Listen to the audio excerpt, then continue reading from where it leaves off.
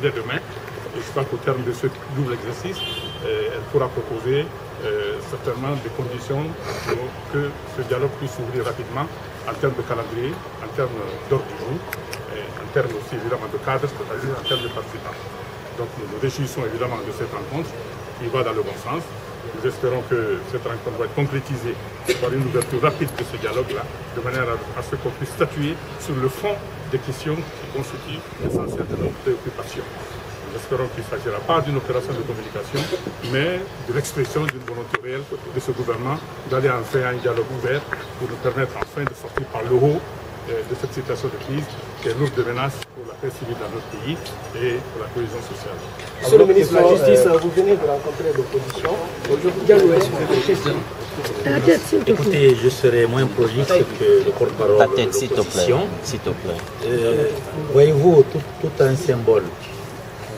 Ce matin, avec deux collègues du gouvernement, on a tenu à nous déplacer au siège de l'opposition pour les rencontrer et surtout les entendre afin qu'on puisse ouvrir ce dialogue politique que tous les citoyens guinéens attendent. Alors, aujourd'hui, on est avec l'opposition républicaine.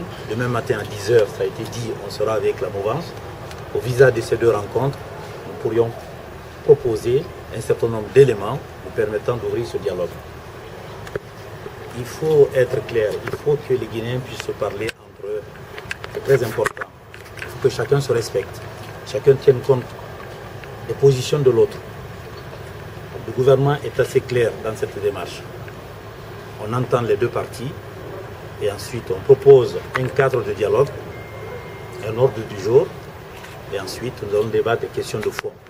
Ça a été dit par le porte-parole, des questions touchant au système électoral dans notre pays, des questions touchant le monde judiciaire, des questions touchant à tout ce que les Guinéens peuvent attendre comme sérénité, comme paix dans notre pays.